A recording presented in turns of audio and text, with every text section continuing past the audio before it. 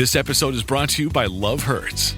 Kiwi Kwan has had quite a career, from childhood roles in Indiana Jones and the Temple of Doom and The Goonies to a recent Academy Award win for Everything Everywhere All at Once. But now Ki finally stars as a leading man in the film Love Hurts. Love Hurts is the perfect date night movie with its mix of over-the-top action, comedy, and a ton of heart. Love Hurts, only at theaters February 7th. This episode is brought to you by Intuit TurboTax. Didn't file with TurboTax last year? That's in the past. Now, Taxes is getting the TurboTax app and filing your own taxes for free if you didn't file with them last year. File by February 18th. All tax forms, all 100% free. Now, this is Taxes. Intuit TurboTax. New filers and filers who didn't use TurboTax last year only must start and file your own taxes in-app by February 18th. Excludes TurboTax Live. Full terms at TurboTax.com. This episode is brought to you by Allstate. Some people just know they could save hundreds on car insurance by checking Allstate first. Like you know to check the date of the big game first before you accidentally buy tickets on your 20th wedding anniversary and have to spend the next 20 years of your marriage making up for it. Yeah, checking first is smart. So check Allstate first for a quote that could save you hundreds. You're in good hands with Allstate. Savings vary. Terms apply. Allstate Fire and Casualty Insurance Company and Affiliates. Northbrook, Illinois. When the NFL was created, George Halas's Chicago Bears rocketed pro football into the nation's spotlight. The Bears, the world champions. Give me 18 inches of daylight. That's all I need. Nicknamed the Monsters of the Midway, I like that top body. The refrigerator. the Bears transformed the National Football League. The Chicago Bears select Caleb Williams.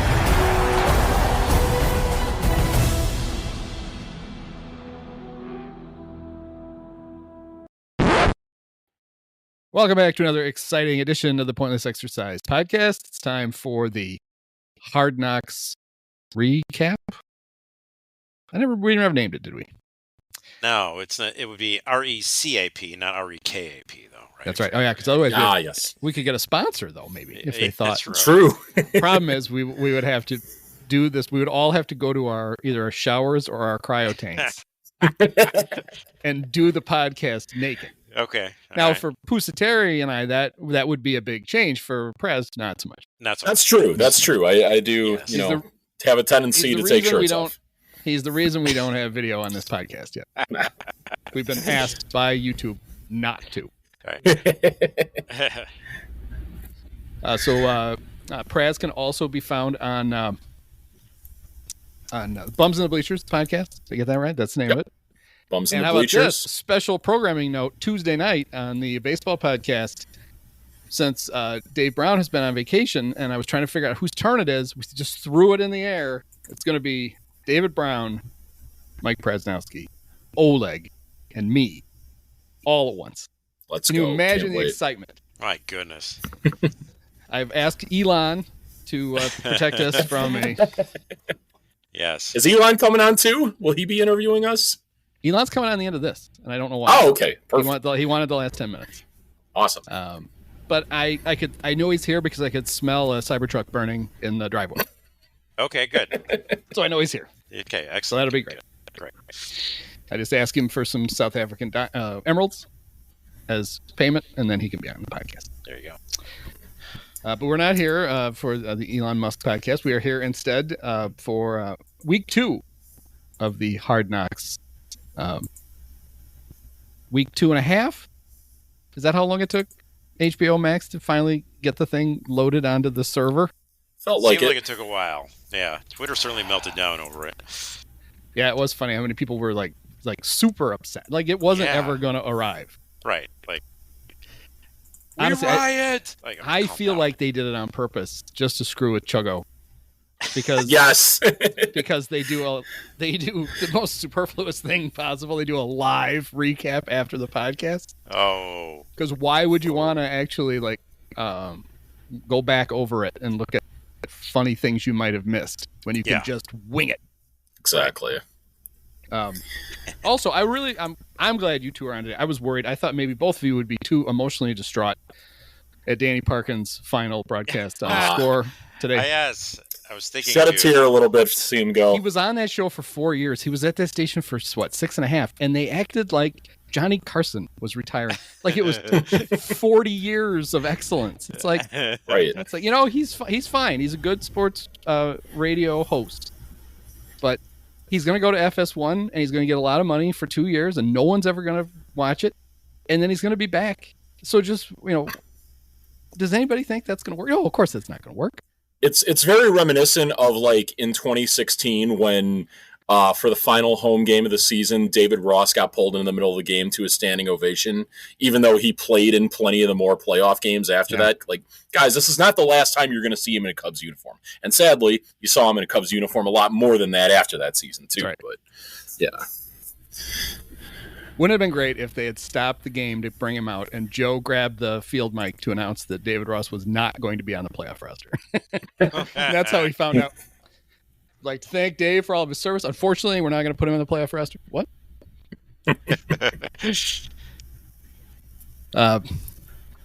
So Hard Knocks Week 2 started. It starts with a recap of Week 1, but then it kind of started with another recap of Week 1 after the credits. Because after we watched Jonathan Owens go to Paris and watch Simone Biles win 3 gold medals, or 2, he came home and watched her on TV win another one. Right. Then he stood up in the team meeting and he basically said everything that we saw last week. So that was great. Yep. Yeah. That was compelling television. And he said man a lot, which is good. Yeah. Yes. I'm guessing Simone is going to make an appearance next week after. Wouldn't you think they're setting up for that? Yeah, you think. I would think so. What probably will happen is, like, this upcoming week, is it Saturday when the next preseason game is? Because that's the one preseason game at Soldier Field. They'll probably have her out there for some pregame thing where she like flips a coin, and it's part of some kind of content they do with that. Because they've had that storyline in each of the first 2 episodes. I would think you're going to get Simone Biles on the show. Well, yeah. I mean, when gymnastics gets 30 million people watching it, and Hard Knocks has access to the greatest gymnast of all time, I would think they're going to show her. Yeah, I would think so. And she's good. She's funny. She's oh, she's great. She'll be entertaining. Oh, it's not like it's not like some sports spouses where you're like, oh, just shut up. Yeah, right. But enough about Kristen Cavalier. What? No, I didn't finish that. I mean, Jay's a turd too, so it was just a match made in heaven for those guys. It didn't work out. It somehow didn't work out for those guys. I did enjoy though Jalen Jones, never to be confused with Jalen Johnson. Definitely not. Basically saying, so she's like LeBron and Michael Jordan combined. And Jonathan's like, well, no, more like she's like Serena Williams. Like she's really good at what she does, and she'd make the best ever. Yeah. Right. Also had that like rope climbing scene too that it cut away where like she wasn't even using her legs. It was just all arms amazing. Going up there. Yeah. And she just like sticks her legs straight out to like emphasize the fact I'm not using my legs. I'm just going to. Right. They're just going to stick straight out while I shimmy up this rope. Yeah. If I wanted to really beat you, I'd use all 4 appendages, but I'll just do it with 2. And by the way, because this is the type of insight you turn into this podcast for, you know that still photo then they showed of Simone right afterwards, they showed them going up and they showed a still of Simone on the rope. That was from a different, that was not on the same rope climb. That was so that's... Dan, where is the journalistic integrity? Damn Hollywood elitists. So I was wondering how that went. Do you think he told the rope climbing story and then somebody from Hard Knocks went up and was like, is there video of this? Is there a place we can find this? Or do you think they had video of it and they're like, hey, see if you can work the rope climbing thing in? I think it was that. Probably. I just wonder how much of it is like, because it's a TV show, right? Yeah. No, I would imagine they had that. Yeah. When it's like, hey, we've got this. Can you mention that? Like, remember when she kicked your ass on the rope climb? I don't want to talk about it. Right. But he did. I was very disappointed. We didn't get any of the dogs. No, we assume they're alive. Where was Rambo? We assume they're okay. Yeah. Is the dog with the diaper okay? Yeah, I just wanted Rambo Owens Biles and his little belly band. That's what I wanted. Yeah. What happened to him? He did make an appearance, though, in the previously on Hard Knocks. When Owens is watching it on the couch, you see, I noticed this on the original broadcast, Rambo is sitting on a dog bed next to him on the couch, and when they cut back, all you can see is Rambo sticks like he's stretching. You just see this paw sticking up out of the air above the couch for like 2 seconds for no reason. Hilarious. So I guess he was. Well, then they got to pay him. You know, he made it. That counts. Yeah. I did like Owens' summation though of him and Simone racing on the rope. He basically just said, "Stay in your lane," to himself. Yeah. Yeah.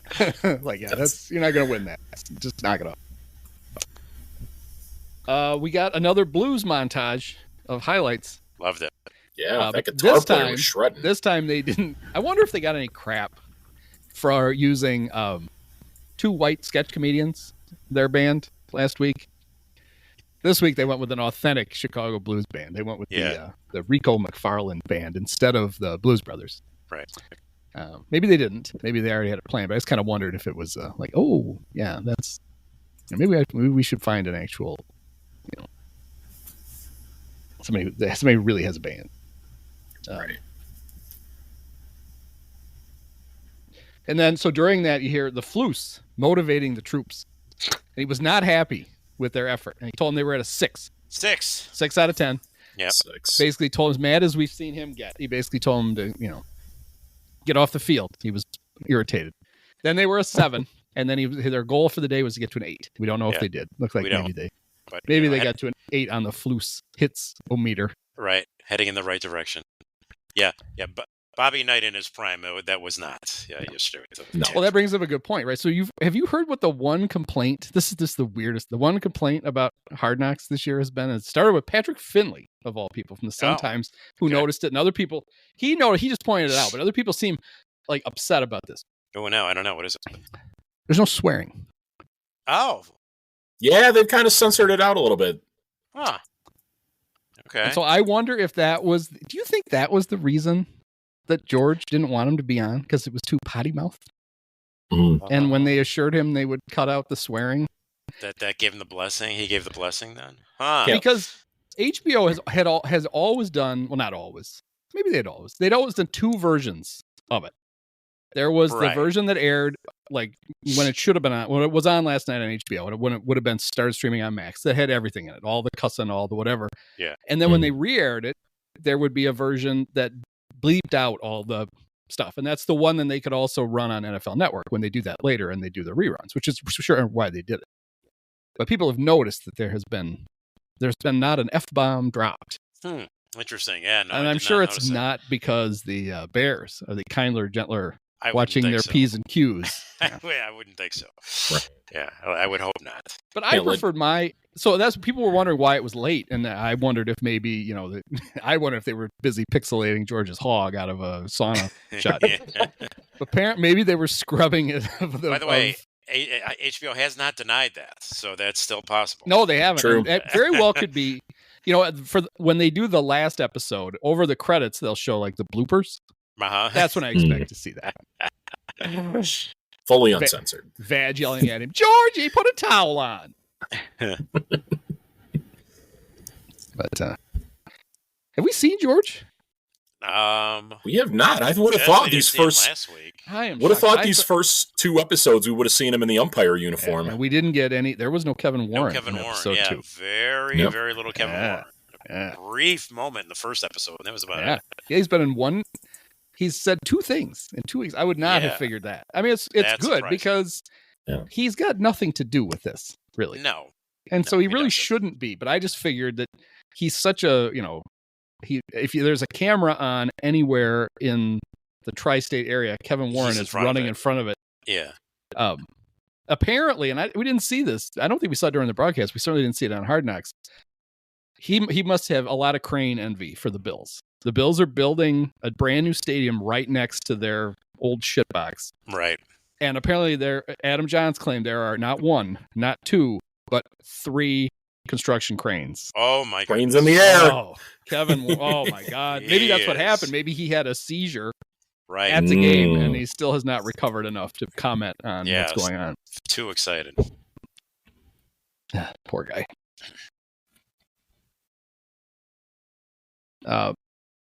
There was an interesting little Ian Cunningham and Poles watching film in Pohl's office. Not at all staged. No, it was totally natural. Right. When Ian asked Pohl's if he thought, he goes, "Do you think 18 looks different?" And Pohl's was basically, "Hey, he looks more confident." He's going on. He goes, he knows he's going to play. That was got an extra little hop in his step this week. What I found interesting about that, they're watching the film and they're rewinding it. Neither guy was holding a remote to rewind the film. Yeah. Well, just moving it with Pohl's their had eyes. an implant. He can do it with his brain. Yeah. Oh, pretty cool. Nice. Problem is, he can do it. It happens with everything he watches. Okay. So, that's don't go to a movie. annoying. Don't go to a movie with him because if he stops leave. paying attention, the movie rewinds. Yeah. And in the theater, it's terrible. It took an hour and a half to watch. It took 4 hours to watch Deadpool and Wolverine with Ryan Pohl's because he kept rewinding parts of it with his brain. Then they had the meeting where they were getting ready for talking about playing time for the preseason game. Yep. And the dramatic moment where they announced that Rome would be playing with the first team offense. Right. Which has pretty much been set in stone since. Real shocker there, yeah. Yeah, right. Where do we put 15? With the ones? But it did set up a thing. And then they showed Caleb giving him shit for wearing the little fishnet things on his forearms. Right. And Rome says, well, that's what they gave me to hold this thing on. And you couldn't tell what it is. It wasn't. I thought maybe he had like a play sheet and he just put it on his arm and they put the thing over it. But there's a little it was basically the size of like a stamp that was on his left forearm and his right forearm. And he was looking at it. So I have no idea what that thing is. Was that a microphone or something? Yeah, I thought they just stick that up in their shoulder pads. Yeah, but I don't know what else it could have been. Could have been. Is he diabetic? Is it one of those patches you see them wearing? I don't think they put a little like it looked like the thing if you buy a wine bottle at Benny's. Right. And they wrap it in that green mesh so it doesn't break. Oh, yeah. I don't know what the fuck that thing's supposed to do, but they put it on there. It looked like he had 2 of those on his forearms. Maybe that was it. Maybe Rome has a problem. And this is how we're finding out. It just housed 2 bottles of Benny's wine before practice and stuck the things on his arms. It's too bad. He had a good run. But yeah, you going clubbing? That was funny. With the fishnet. Clubbing. Another thing that all teams do this, and but it was interesting, at least maybe not neat, but interesting to see the unknown football assistant or front office staffer giving Caleb the dossier on the referee. Oh right, full of insight. This guy's a gotta get on his good side. Athletic director in the state of Washington. By the way, so Caleb, can you naturally work that into a conversation with it? Right. And then there was no follow up. There was no communication with those guys during the game that we saw. Exactly. Only real ref interaction. Why bring it up? It was bizarre. Caleb ran by him and went, "Hey, fuck your high school in Washington, Rolstad." No, Caleb, you're supposed to be nice to him. Oh shit. Oh, sorry. Yeah. It was interesting to see that more crews. It was interesting to see that they don't shuffle through every crew in the NFL over the course of a season. That was one thing I wasn't really aware of. Well, yeah, and they're like, well, not only that, they're like, it takes there's 17 crews, as you just said, but it takes 2.5 years to see them all. Because apparently some years you'll get the same, you might get multiple crews twice. So you don't necessarily get them.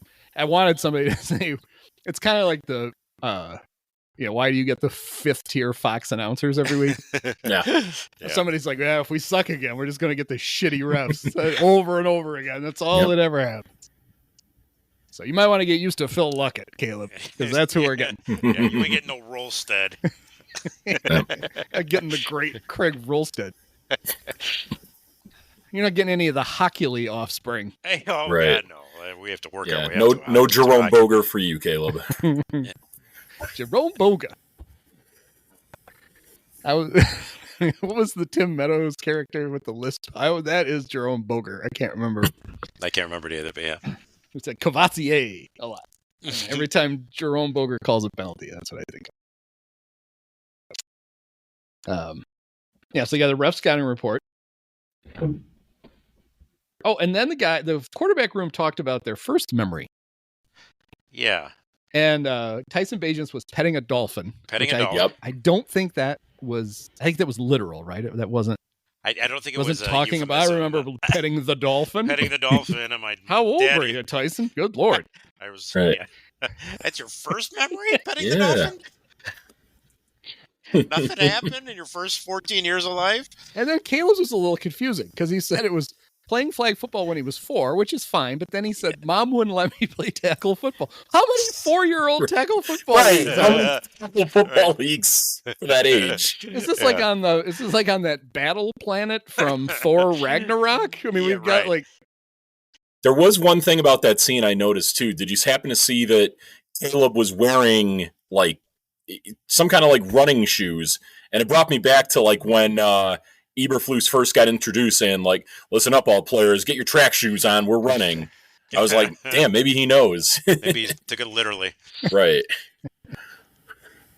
I was just very confused. I was like, wait, what is going on over there? What is happening? Then he also said that he's very excited. He wants to play flag football in the Olympics. And then, and they're in LA. So there is talk about, I don't know when the LA Olympics are, right? Like July. July. Yeah. Okay. So basically, no NFL team is going to let any of their players skip training camp to play. I wouldn't in think the so. Olympics. Probably not. No. But it'll be interesting to see who we get. There are existing flag football leagues. There are international competitions. We have like Team USA flag football. Yeah. But I wonder if any of the is that an recently thing, is there momentum to have that as a yes? It's like one of the it's like breakdancing this year. It's the demonstration sport. They're going to try to make a case. Softball is back as a real thing again. Flag football is going to be in the Olympics. Okay. Baseball is going to be back too, right? Yes, it is, because they were already talking about, the Athletic did a whole thing about, like, Dansby Swanson wants to play. Yeah. It's like, Dansby, you're not going to make it, buddy.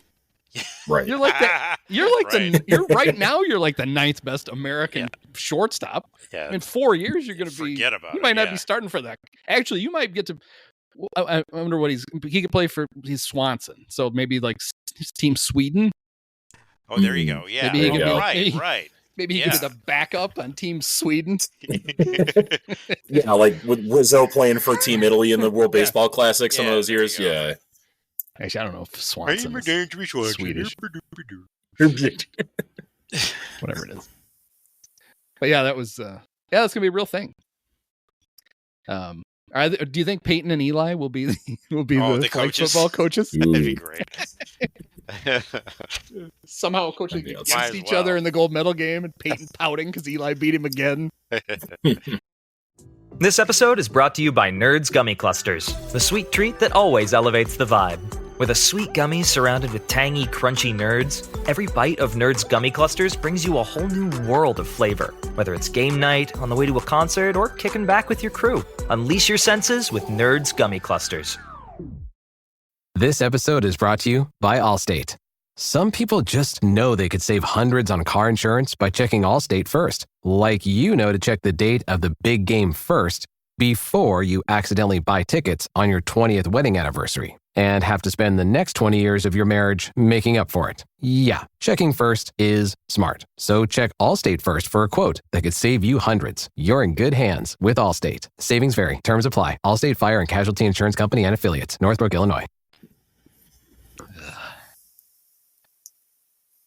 So yeah, he wanted to be on the flag football team. And then him and the Flus, they always had the most in-depth conversations. So Flus basically asked him, what he's asking him is, are you getting used to the speed of the NFL game? Yeah. And the way Caleb answered it seems to make a lot of sense. Because he basically said, I'm summarizing, he basically, the defense is faster, but so is the offense. Yeah. So it kind of evens out. Yeah. Yeah. Like, it's not like the windows close and my guy's not there. It's like he gets there faster, and so does the defense. Right. It's fine. But that's a very coach thing. Because they always talk about how there's I'm sure every college football coach ever has done in high school, the holes for the running backs close like this. And in college, they close like this. And then in the pros, they never even open. You're screwed. You just run into the back of the guard and you die. By the way, talk about a totally non-staged meeting there. I mean, there's this long dining table, looks like. You don't think that they're... just the two of them there. You don't think they're just hanging out and Caleb's talking ball with the Flus for? There's like, we want to watch this conversation. This is the best we got to put on. Yeah. It's weird that you don't see a lot of like Shane Waldron in those meetings with Caleb and the Flus too, because like you would think that he'd want to be more involved if the Flus is defensive minded guy. And well, I mean that's what makes it pretty clear that those are hard knocks meetings. Right. Like the real shit is getting done with the coordinator and with the quarterback coach. We've seen parts of those meetings, but it's just like in the Miami one. Some of those were really entertaining. They had the quarterback coach talking to like Tua and those guys, and they were always like it was about Tua buying Christmas decorations one time, and you know it's right. Any game plan shit they're not going to air. So you're not going to get any of that. I mean, the closest we got was Waldron basically pointing out that when Caleb went from one read to another last week, that he didn't move his front foot. Yeah, that was kind of the extent of what we got. But in the game, there is a callback to last week, which I thought was pretty funny. We'll get to that. Then they show some highlights, and DJ Moore said you hear him yell in the background after a number of completions, at least in the montage. He yells, "Oh my goodness, we out here routing them up today." Routing them up. Routing them up. All right. And then we got Rome talking to the high school kids. That was nice. Yeah, that was cool. I like that. That was good. You know, basically talking about he's just, he's got that Mamba mentality. I was going to say the line from Kobe, like, take that shot 1,000 times in the gym. Yeah. That segued into Rome at his rookie, doing his rookie show performance. Yeah. And, his was far better received than Caleb's. I enjoyed his song choice a lot more. But I did like when he said when he introduced himself and he gave his signing bonus, he said, before taxes. Yeah, before taxes. $13 million. Thanks for clarifying. Rome has chatted with his accountant. He's not happy. Right. Why did I have to land in Illinois with these high taxes? Yeah, right. You're only getting, what do you mean I'm getting 5.5? No. That's 13, I thought, before tax. But his song was Chris Brown's Kiss Kiss. Mm-hmm. Yep. And I think it helped that most of the team, not the white guys, I don't want to generalize, but if you watch it over again and you see the guys singing along, there's a lot of bearded white guys who have no clue what's going on, and everybody else is really enjoying themselves. So he got a nice. He didn't get booed off the stage like Caleb did. Then we got to learn something about Velus Jones that I'm so glad we know, because I mean, how could we have lived without knowing the fact that when he was in college, he and Michael Pittman had a pet ferret. They had a ferret named Crash Bandicoot. Yeah. And somebody's like, "Could you pick it up?" He's like, yeah, it's a pet. It's a ferret. What'd they think? That the thing just ran wild around the house and was just like, "Don't touch the ferret." I mean, as we found out later in the show, though, Velus does have a tendency to drop things. So, I was gonna say we know how that ferret died. Yeah. Right. Whoops. Yeah. So Velus is going to play running back at times. Yes. If he makes the team, they made that tried to make that a thing between him and Wheeler. I was going to say, you think it's a good sign of him making it as a running back when the guy they have competing with him doesn't really even want to play football that badly? It's more so trying to get a psych degree or something like that. Well, didn't he say he was going to? The reason he's with the Bears, he wants to play football till he can't, and then he's going back to medical school. How impressive is Ian Wheeler, by the way? Yeah, I got into med school, but I'm going to play in the NFL. Wow. Okay, that's pretty cool. Jesus. Now, do you know who the last Bear to defer medical school to play for the team was? That sounds like a Gary Fensick fact, because he's always been known for being really smart guy. I think we all know that's Ed O'Radovich. Yep. Ed O'Radovich. I thought it was Doug Buffone. Do you think Buffone seemed like he got into medical school? I don't know. Probably Jalen Jones. Don't you think? Doesn't he look like med school material? Sure. Yeah. Doug Atkins. Yeah. Jamarcus Webb. Dr. Bronco Nagurski. Yeah. I think a doctor. Or Clyde Turner. Badge's favorite. Badge's favorite. Still, the thing I will find most charming about her forever is the fact that she still refers to Bulldog Turner as Clyde.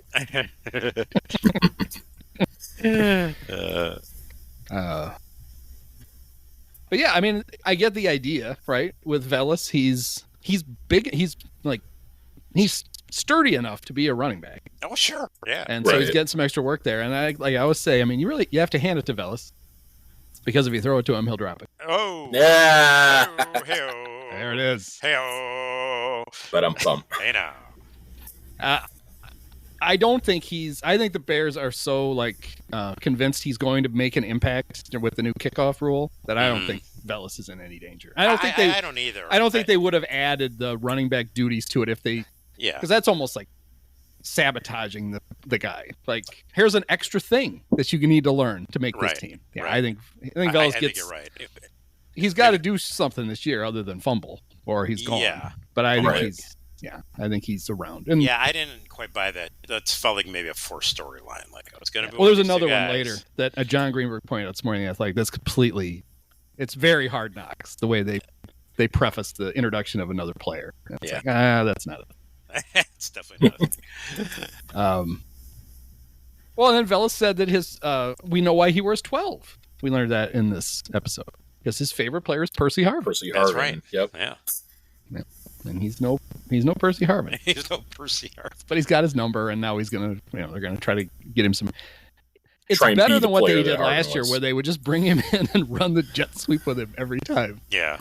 Like, ooh, what are they doing? Yeah. Oh, here comes Velus. I wonder if they're gonna give it to him. Oh, they did. Well, let's tackle him for an 8-yard loss. Yeah, they'll never figure this out. Defense will never figure this play out. So then, as they were talking to Ian Wheeler, we got a guy I very much enjoyed in this episode, running back coach Chad Morton. He's definitely one of my winners of the week. Johnny Morton's little brother. They both went to USC, and he it's the perfect position coach, right? Like he is giving Ian Wheeler nonstop shit for everything. Ian can't do anything right. Look like you're running with a diaper out there. Yeah. You're running with a diaper. Basically calls him Eeyore, and that's funny. He goes, what is it? He goes, you know what Eeyore is? Yeah. And he goes, like Winnie the Pooh. And he goes, what, man, just get your ass over there. It's like he's mad that he knew that he got the reference. He's like, just get your ass over there. But it's very position. Yeah, I was gonna say it's very position coaching because he's yelling at Wheeler for everything, and then when they get in the 11-on-11 drill, he's absolutely going nuts at everything Ian does. Yeah. Because it's one of those. It's the literal like, you can't do that to our pledges. Only we can do that to our pledges. Yeah. I mean, like he wants him to be good, and as soon as so he gets very excited for him when he's making plays and the thing, and that's that's all. I'm sure there's some turds on every team where the position coach is like, I can't wait to get rid of this guy. But for most of them, they want success for these guys, and they can't keep them all. Right. Well, there's no reason not to want success for these guys, right? The more successful they are, the more successful. Although I'm sure there are guys who you're like, your fifth string running back at training camp, you just can't wait for the fucking guy. I'm sure there's some guy out there you're like, just go away. Right. But I can't wait till we cut you. It's going to be so fun. Certainly. Like when they get to cut Austin Reed finally. No, I'm kidding. Everyone loves Austin Reed. I don't want to see his parents' reaction if that happens. That'll be too sad. That'll be very he's sad. Funny. There's a spot that opened up in Minnesota for him today, maybe. We'll see. Yeah, that's real tragic, isn't it? Poor J.J. McCarthy going to miss the season with a torn meniscus. Poor guy. You run like you got a diaper on, which didn't really make a lot of sense. Oh, and I like the moment where he's, they're doing the like running back blocking drills, and he's talking to Ian, and he gets behind him, and he mouths to the other guy. Like, he goes, beat him up, basically. Yeah. He goes, what is it? Thanks, Coach. Run through his. He mouths, run through his ass. Thanks, Coach. And then we got an appearance I didn't think we'd get. We got part 2 of Theo Benedette was back. Oh yeah, he's up and he's walking around. I mean, for a guy who apparently tore his groin off his leg, he looked pretty good. But it was great. So they had him back to give an update as to what's been going on. Magazine contacted him. People wanted to interview him. Oh my God. And then he said that a 40-year-old mother of 2 told me I have very nice legs.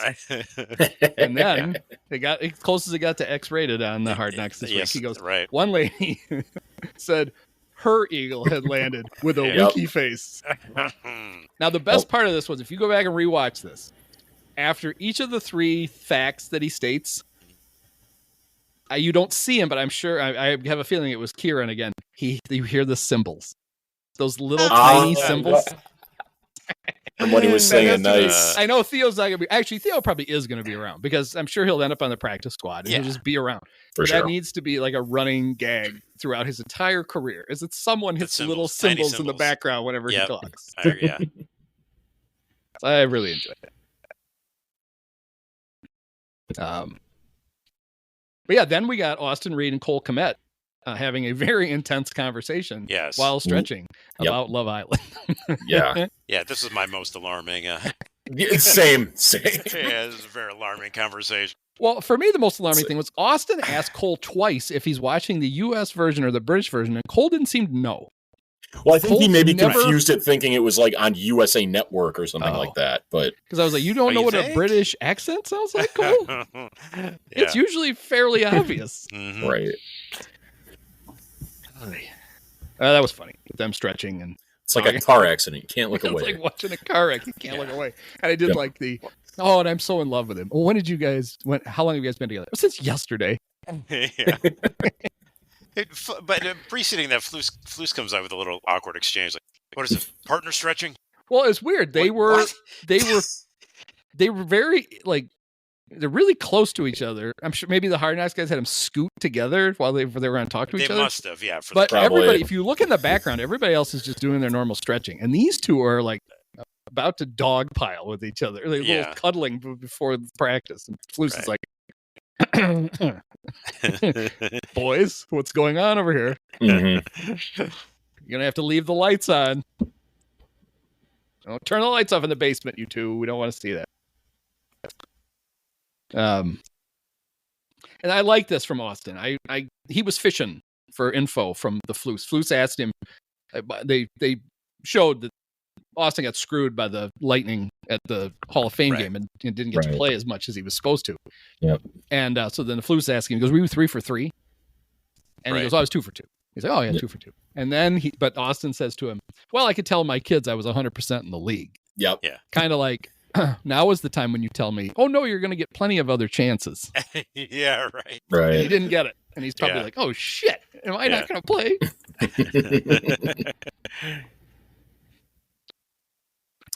Then Jalen Johnson, they showed him at a press conference being all pissed off that he didn't make the NFL the top 100. Yeah.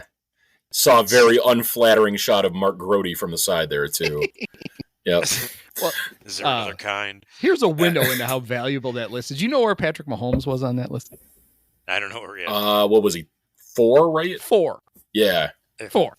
He's the 4th best player in the NFL. According to the other players. I just love the shade that Jalen threw at Aaron Rodgers. Like, Aaron Rodgers on, let's even play. And he's like, I guess. Love that. He goes, I guess maybe I was 101. Aaron Rodgers on, well, damn, let's he didn't even play. Yeah, I think that's my best scene. My best scene right there was that. Just throwing the shade at Rodgers. That's great. On Good Morning Football, Peter Schrager talked about how that, because they made a big deal about the fact that Tyreek Hill was number 1. Oh, right. And he basically said the players vote on it, but they vote on it in like week 11.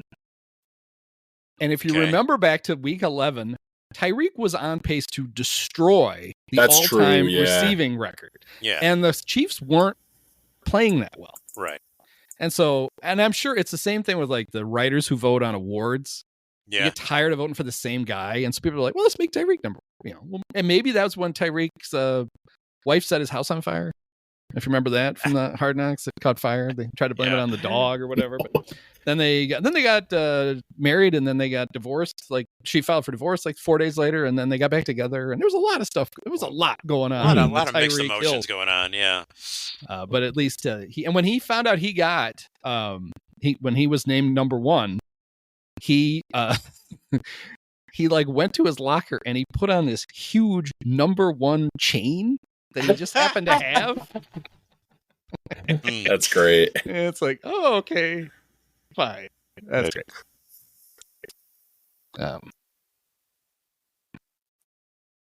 But then I did enjoy this. Then they show Keenan Allen. And Liev Schreiber says, Keenan Allen did make the top 100 list. Yeah. No one can cover him one-on-one. Almost no one. And then they have a lot of highlights of Jalen, basically, Keenan not being able to get open. Oh, no. He was eating his lunch out there. He absolutely destroyed him. And then there was the one where Keenan thought he caught the pass, and then Jalen somehow had the ball. Yeah, right. Mm-hmm. And he's like, I don't even know where did you get it from? And it reminded me, do you remember, I don't know what year it was. Do you remember the year Allen Robinson? Players kept picking the ball off of him. Oh, it happened like it happened like 4 times in a month. Yeah. Where a pass was right to him, and the defensive back somehow ended up with the ball, and it just kept happening. Like oh, wow. Yeah, same thing. No, for me, it was reminiscent of last year in Cleveland with Darnell Mooney having that ball deflect off his hands and then landing right in the defender's hands. Yeah. So Keenan never, with the Chargers for years, had not played in the preseason. He just didn't, and partially because he's injury prone, and he's really good. He doesn't need to play, so they don't play him. Why get him hurt in the preseason? The Bears played him because they wanted everybody on the first team offense to play in the Buffalo game, right? And so they played him. And JT O'Sullivan has one of his, the world's greatest person / sports bar, JT O'Sullivan's. Try the nacho tots. So he's got one of his quarterback breakdowns of Caleb. It's pretty good. He does a good job. I saw it. I watched it. Yeah. He is alarmed by the fact that Keenan could not get away from any defensive back that was covering him. And he's not sure whether it's because it's preseason and Keenan doesn't give a shit, or Keenan can't run anymore. Right. Now it doesn't seem likely to be that, considering he was so good last year. But he did make a point. Like he's not running too fast. No, over and over again. Over and over again. Right. Because he's like, hey, let's check in on 13. Oh no, it's still covered. Yeah. Yeah. So that's something to watch. It is something to watch. I guess we know why Keenan does not have the big contract extension yet. Mm-hmm. Right. Mm-hmm. But we'll see. It could be like, Well, it'd be interesting to see, will he play in either of the final 2 games too? Right. Probably not. And he's in a lesser role here where, what he would have been in San Diego, Los Angeles. Yeah, I say the same. Don't worry about it. Yeah. We all do that. Yeah. No, nobody cares. Even the Chargers don't care. I would say even right. people in LA and San Diego do that. I mean, he's still going to play in the slot. And they'd like him to catch lots of passes, even if right. So it'd be nice if it would behoove him to move. Now JT he had been for the last 2 years, he had been all over Cole Kmet for just how lumbering he was, and he seemed genuinely impressed at the way Cole was running. So up until he dropped that pass, and then 2 plays later, made that really nice. Right, got away from the safety, caught the ball, and then the very next play is super easy catch and just rolls right down his leg. Yeah. Good. Now here's another thing about Keenan that I noticed. He wear a lot of players. Well, you have to in practice, right? They have to wear the Guardian cap. They have to wear the foam thing on top of there, and you can wear it in games this year. Really? And Jonathan Taylor of the Colts is going to wear it. Okay. He had an interview with Kay Adams where he said he's going to at least try it and see how wear it in the preseason. And he said if I don't notice it, I'm going to wear it in games. Basically, was what he said. When you watch these, look at Keenan's Guardian hat. His is different than everybody else's. His actually has the C on it. Oh, fancy. Good little detail. Okay. Yeah, and it has like a cover. It has like a car cover that goes over it with the wishbone C on the side. Because I was like, who is wearing the one with the? And I'm like, oh, it's Keenan. I didn't wear it in the game, but he apparently swagged out his Guardian cap. Yeah, with the C on it. I thought that was funny. So after Jalen shut Keenan down, Keenan was resting on the field, and his must have been end of practice. Families were all there, and we got to see the kids. Yeah. And the one daughter was messing around, and she had a towel, and she was wiping his face off while he was playing catch with the other one. And at one point, he got distracted, and the older girl hit him right in the nuts with the football. Well, was it the nuts or was it the? No, it was the nuts, Okay. and then he's like, "Oh, it's a good thing I got good abs." Like, abs, yeah, your abs yeah. aren't helping you out there, Keenan. You got it right because his wife goes. You could just hear her go. She laughs when it happens. She's like, "Ball 3 on Keenan." Yep. Hope you like the amount of kids you have right now, Keenan. Yep. Yeah, cheaper than a vasectomy. Just have your daughter whip a football right at your balls. That's good. Then we got to meet for my money, the stars of this week's episode. The Moore family. Yes, particularly Bubba and Ariel. Mm-hmm. Yes. Bubba Moore is like the cutest little thing I've ever seen. And when they had him, DJ put his helmet on him. Yeah. Yeah. It's basically just the helmet and feet. That's all you could see because it was so big. It's like Darth helmet. PFT commenter had showed that picture on his Twitter, and he said, so all you see is that. And he's like, apparently the Bears low-key had a scrimmage with the Cardinals. Like it was Kyler Murray. Oh, Kyler Murray. That's great. That was funny. They got to go to the Museum of Ice Cream. Had you ever heard of the Museum of Ice Cream? I had no idea. Never heard I'd only heard about it maybe a month or two ago, but wow, it's apparently a huge tourist attraction downtown. Yeah. Sprinkle pool. Yeah. Yeah, the sprinkle pool. How many kids do you think have peed in that sprinkle pool? Oh, yeah, I would not go in there. You cannot pay me enough to go in that fucking thing. I'm sure it's cleaner than a McDonald's ball pit. Maybe. Yeah, but it's the same ballpark, though. It's the same thing. Right. DJ's laying in it going, we gotta get one of these. Like, no, you don't. All right. And if you do, don't let Jonathan Owens and Simone bring the dogs over. No. There'll be copious amounts of dog shit in your sprinkle pool too when they get a good look at that. If DJ is sidelined with a mysterious respiratory disease for the season, I won't know where he picked that right. up. Yeah. They also got that they got the ice cream there with like the mustard and relish to try to make it a Chicago dog in that scene too, and I'm like, yeah, that was great. I'm good. So she tried it first, and she clearly didn't like it. Yeah.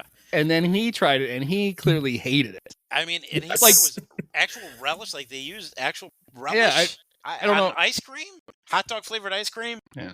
Very alarming. But it was funny that the little girl did a better job of hiding how much she didn't like it than he did. He's kind of was right. He's like, Yeah, I'm not trying the thing. And then Bubba had a tag on. I'm sure they give it to everybody. That my favorite ice cream is, and Bubba's chocolate chip cookie. Oh, that's a good choice. Yes, that's one. I would agree with that him might be there. my favorite too. It's a good choice. Yeah, that's right. So good on Bubba Moore. He's got good taste in ice cream for 1 year. Absolutely. But yeah, apparently the hot dog ice cream not a big hit. At least not with the Moores. No. We got to meet Rome Odunze's mother. Big star of the show, I thought she was great. One of my faves. And you're right. You talked about it last week. I mean, Taylor McGregor has got to be just banging her head into the wall when she watches this. All these families to interview. God, look at all these moms and dads, and no one is interviewing them. And then I had to listen to this the second time when the Bills fans were given. They weren't given. I mean, she's a little girl. They weren't giving her that hard of a time, but they were. Yeah. At one point, Ariel says to them, "The Bills suck." Yes. Oh, I didn't hear that. That was one of my favorite scenes. Yeah, of her trash talking the Bills fans. So maybe that's what George McCaskey, up to the last minute, was like. We need to edit that out. That's a profanity. Right. Yeah. Like suck is not a profanity. Yes, it is. Yeah. In Sycamore, it is, and I live in Sycamore. I'm going to drive my little Camry over there, and we're going to deal with this because we can't have a little girl saying the Bills suck. Well, that should be, if you could isolate that audio, that should be like the lead into the podcast. Yeah, the Bills suck. Yeah. There we go. No. The Bills suck.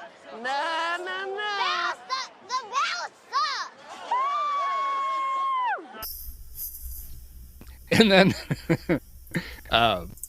so then before the game, you can tell it's a preseason game, right? The players so fired up. They're just milling around talking to their families. And she had the most urgent possible thing to ask her dad. Yes, yes. It's the name of the bumblebee from whatever cartoon. Dad, what's the bumblebee's name from If? And I love that the I guess they said it's his fiance, but she's like, well, I figured you'd know. It's like, kid, what's IMDb is the thing. Yeah, You're right. standing there with a phone. I mean, I know you got 2 kids. Maybe you got a kid under each arm. You can't really do it. Ask somebody to just check quickly. Yeah. And apparently, I don't know I forget what the name was. But apparently, Phoebe Waller-Bridge played the. Oh, okay. Well, there played you go. it in the movie. Because apparently she wants to. Because it must be what she wants to be for Halloween already. They're already planning ahead. Because he basically just goes, "Can't she just be the big purple thing?"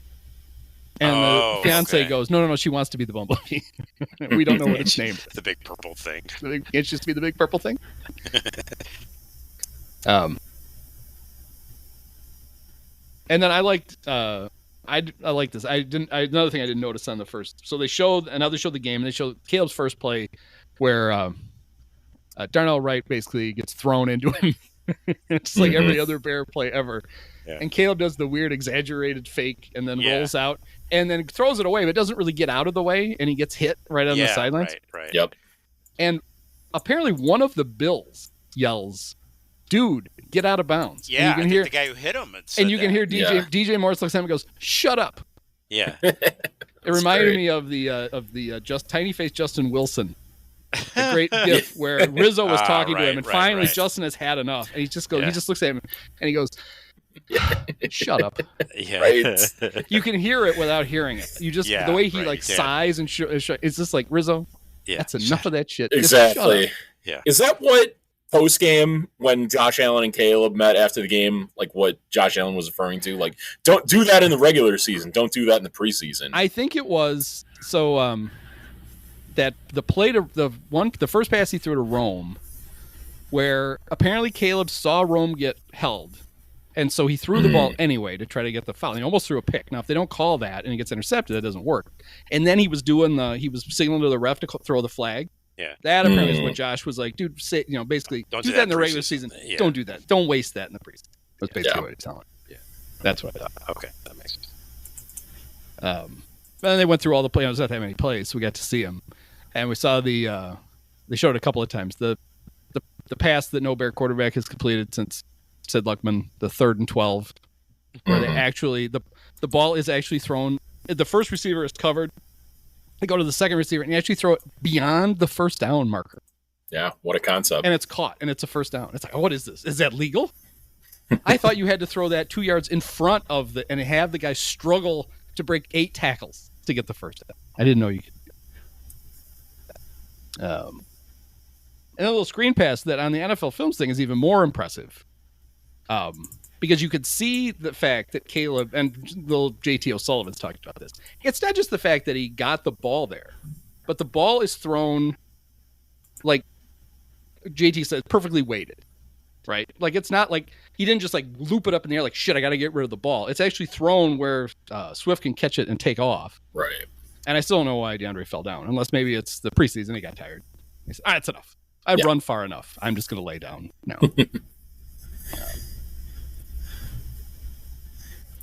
And then they ran the bootleg twice. The first time, they ran it to all 3 levels, but the first time he threw the little dump pass to DJ Moore. Yeah. And so DJ catches it, and he throws like 3 guys off him before he goes down. And Caleb runs up like he's going to block, and then decides better of it, and he's just kind of standing there. Yeah. That's the one where DJ gets up and for no apparent reason just says, "I like football." Yeah. I like football. That was great. I like football.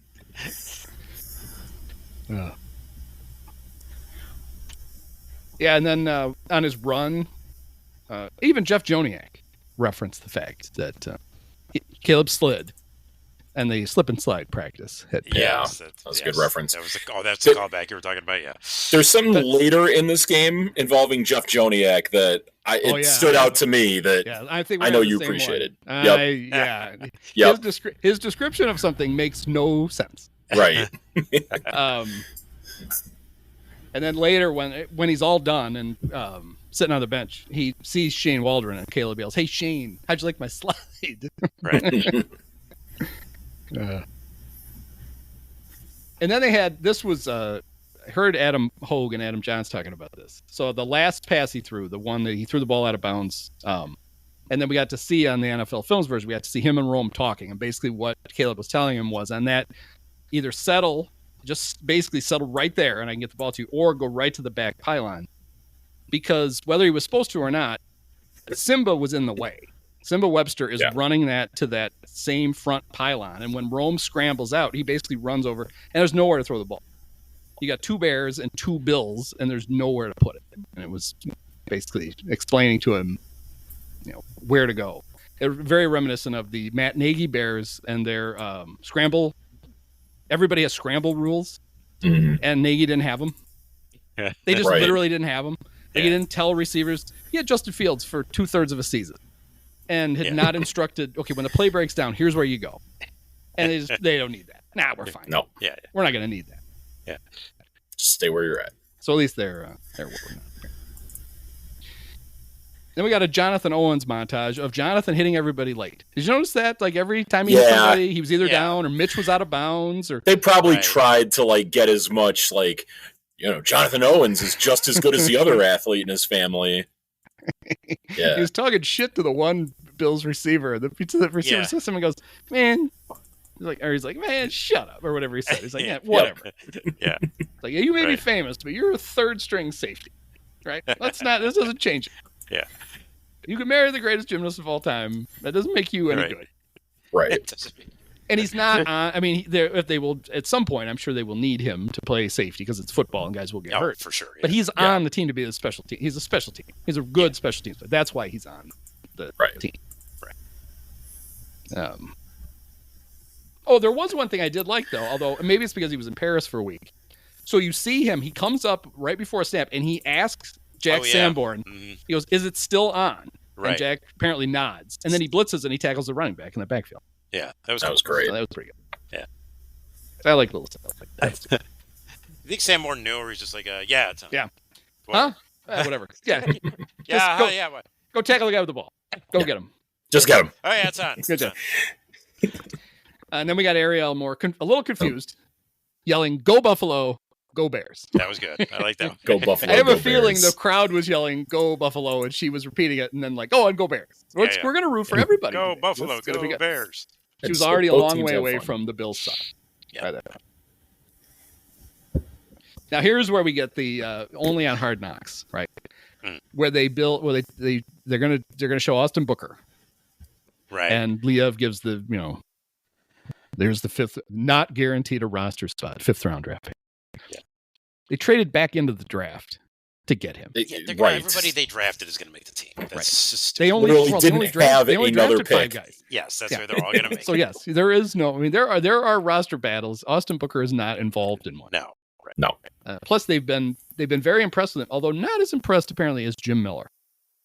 Jim Miller, well, no, Jim Miller he's said, easily impressed in general, but yes, he said everybody's saying he's a poor man's Max Crosby. Yeah, that was quite the. No one is saying that except for Jim Miller. Except for Jim Miller. Miller. The first time I've heard that, definitely. I don't know. Many people are saying. Yes. I don't know who this everybody you speak of. Did you see this? Did you hear about this? Yeah. Poor man's Max Crosby out there. But he did get 2.5 sacks, and apparently he's been very impressive. Yeah, in that's camp. Great. He's given his youth. He's only 21, and his relative, he's a big dude, but he's not really DN size yet. Mm-hmm. He's gonna be a pass rusher, right? You're only gonna see him. He's gonna be part of a pass rushing package, and he's not like you're gonna see him on 1st or 2nd down very often. Right. Yeah. Maybe he'll be like Mark Anderson in the Super Bowl Bears, where he'll get 10 sacks in the first 8 weeks. There you go. And then never get another one. But that was never be heard from. Actually, hopefully he doesn't do that. Hopefully he gets more later. Yeah. And I noticed this I noticed this. The sons of 2 former Texas Rangers played in this game. Steve Buechele, I forget his kid's name, but Shane Buechele, right? And Dante Pettis.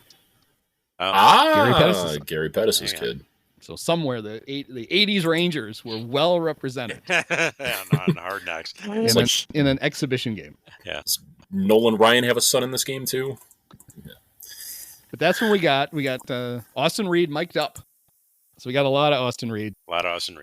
And his first pass was to Pettis, and he's all excited, jumping up and down. Yeah. And then it got much to his parents' chagrin. Yeah. Sean McDermott decided to practice challenging plays. So he had to, I don't remember how to throw this flag. Here we go. Oh, look at that. That's how we do that. Yeah. Yeah. And it got overturned. His pairs were great. They were cool. And then when he went back to Pettis on his next throw, he made an even nicer throw to him, and there was a flag, and there was the drama. But just sitting on pins and needles. It was defensive pass interference, so the play stood. So he got that. Yeah. And at one point, when he on his way back to the bench, Austin said, "I'm absolutely operating this offense." He is. He's the captain now. Yes. The confidence, not a problem with confidence with Austin Reed. Right. For sure. Well, you watch enough Love Island, you get that confidence that comes with you. There you go. When you can identify the bombshells, then you're ready. And then in some out of order editing, we got to Velus, who had by this point in the game was not playing anymore, but made it look like he had just come in. And talking about him, he's doing three things now. He's returning kicks, he's playing wide receiver, and he's running back. Mm-hmm. And then immediately his montage was him dropping a kick. At first, asking the ref if I get the ball, or basically if the ball goes to the end zone, I have to down it, which I think is a thing. I don't think with the new rule you can bring it out. So he was confirming, but I'm pretty sure Richard Hightower probably explained that to him 4,000 times. Considering Richard Hightower, the Bears special teams coach, was one of the coaches who helped write the rules for this new kick.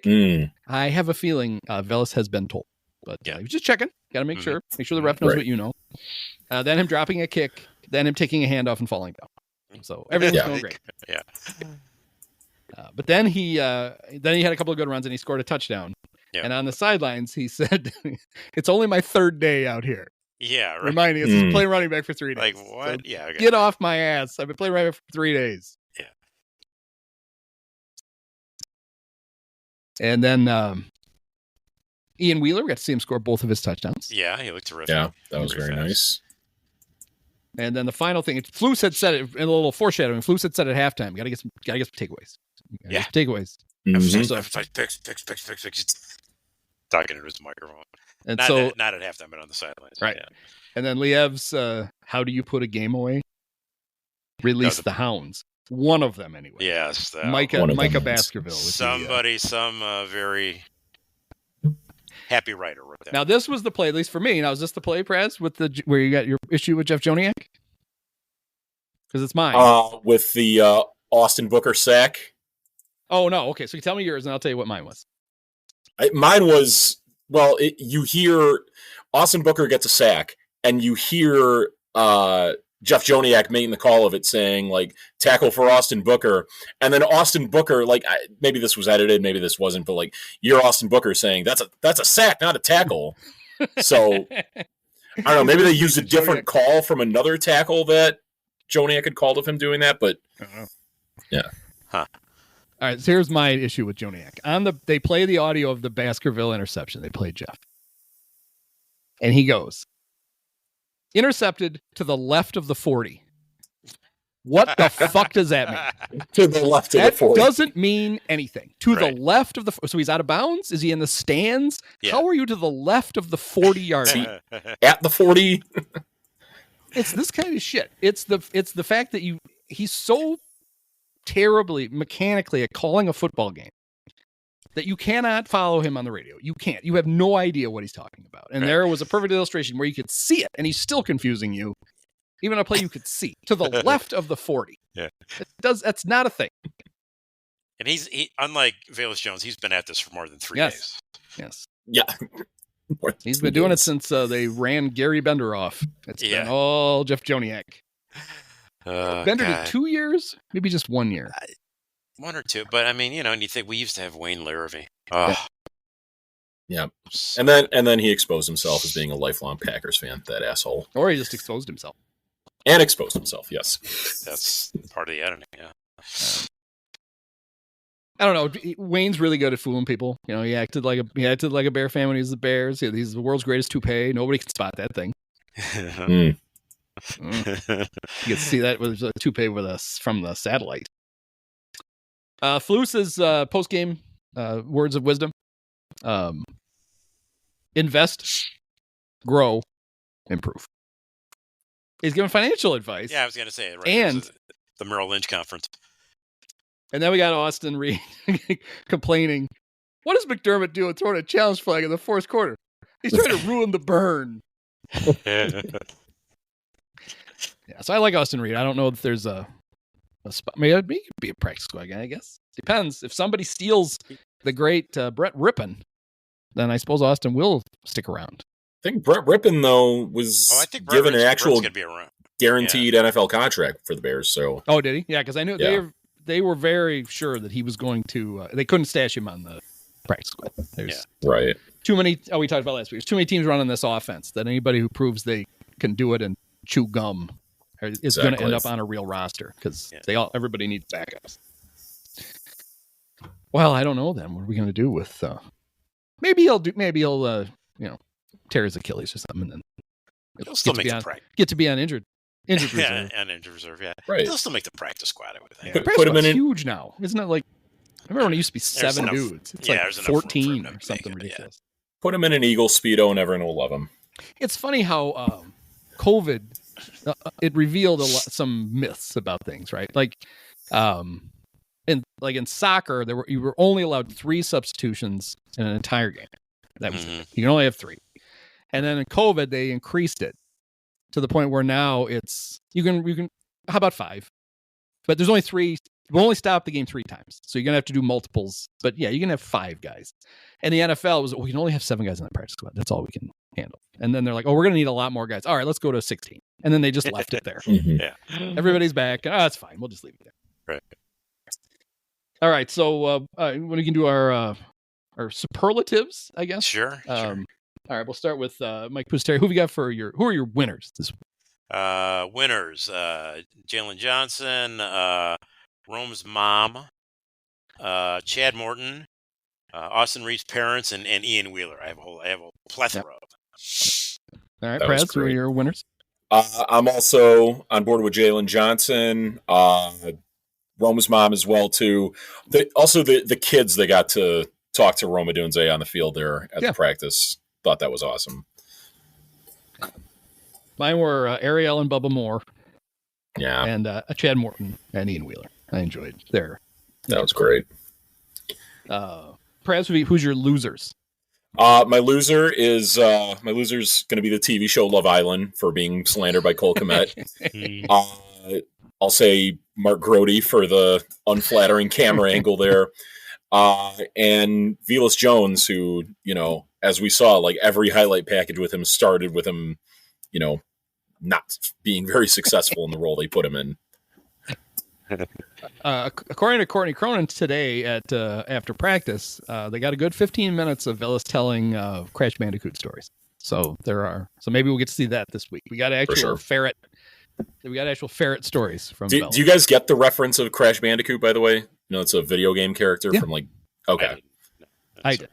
Gotcha. Mike, your losers. The bombshells. I'll just have to, and really the whole Love Island thing was probably the loser discussion. Mine was just the Jonathan Owens rope climb. With Simone shimmying right up past him. It's a literal interpretation of loser.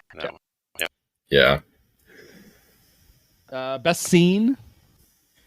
I'll start there. I loved Jalen Johnson at the podium throwing shade at Aaron Rodgers. Yes. That was fantastic. Love that. I had the Moore family at the Museum of Ice Cream. That's a good one. And just because I was always, I never really knew about the whole like scouting the referees aspect of it. I really like the scene with, them going over Craig. Yeah. What's his name? Craig Rolstad. Hey, he's an athletic director at a high school in Washington. You need to commit that to memory. That'll come up. That'll be very important at some point. Important. Mm-hmm. Yeah, there's a NFL Films did a thing with Belichick where they followed him for an entire season, and there's a scene in there where him and Brady are talking about when they're putting the game plan in, they're tweaking it because of who the officials are and what they call. Yeah. And I forget what it is. There's something they know they can get away with, and they put it in because of those refs, and then they show them run it in the game, and they score on it, and they don't get a penalty call. And hell, the Bulls, the Jordan Bulls would do that depending on who the referees were. You're like, oh, right. Yeah. My best scenes, two for Ariel Moore. I liked what's the butterfly's name and if, and the Bills suck. Those were my. That was great. Yeah. The most alarming scene. Most alarming scene for me has to be the rope climbing scene with Simone Biles, Jonathan Owens. Just not to say anything, bad about Jonathan Owens, but just seeing like how crazy great of arm strength Simone Biles has that she just did that all arms. And then I also had Caleb saying that he wanted to play flag football in the Olympics. Like, I'm sure he'll probably not get approved to do that, but I don't really want my quarterback getting, risking tearing an ACL in a non-NFL affiliated event like that. I think Mitch will be free by then, so he could probably. That is true.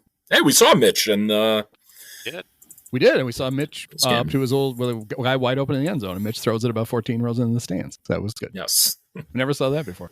He must have been to his left. The old Mitch can't throw left. Left of the 40. Yeah, left of the 40. Mike Pusteri, your most alarming moment? I guess I'd have to go with the ice. I was the ice cream hot dog. Yeah.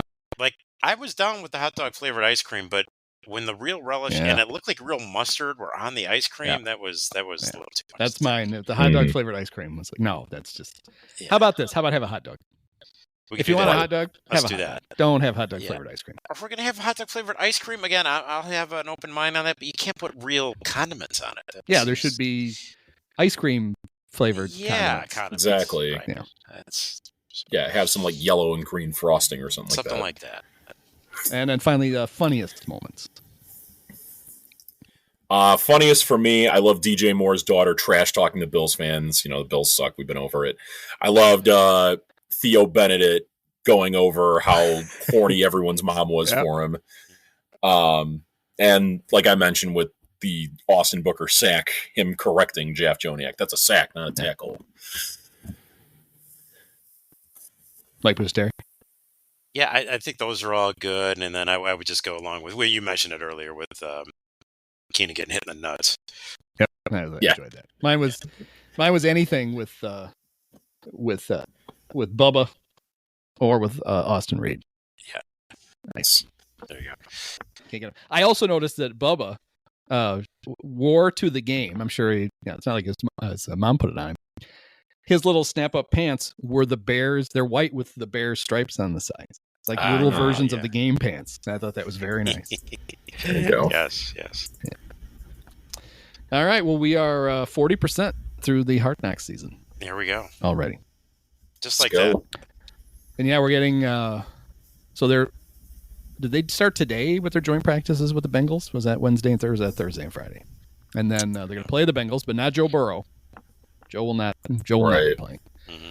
And then I would guess nobody will be playing because they come back on that Thursday, and that'll be the Austin Reed experience. He's going to get plenty of go for sure in that. So my guess is Keenan will play this week. They'll play all the starters again, and then that'll be it. That'll be done for the preseason. So NFL preseason, it's completely needless, unnecessary. You know what it is, Andy? You know what it is? It is a pointless exercise. It is. There it is. There we go. Yes, I will admit I watched. I had stuff to do, and I watched just the Caleb part of the game live. Same. Then went up, did some work. I had to fix a soffit, do some other very manly things. Yeah, that's what I did too. I just watched that part. And then I came back and zipped through the rest on the DVR. But just for you, the home listeners, I wanted to make sure that I knew exactly what happened. All right. Well, we will reconvene again after episode 3. So, perfect. Thanks, guys. Yep. Many of us have herpes. See what was up your sleeve? Did you use it or? I don't know. What's up yours? You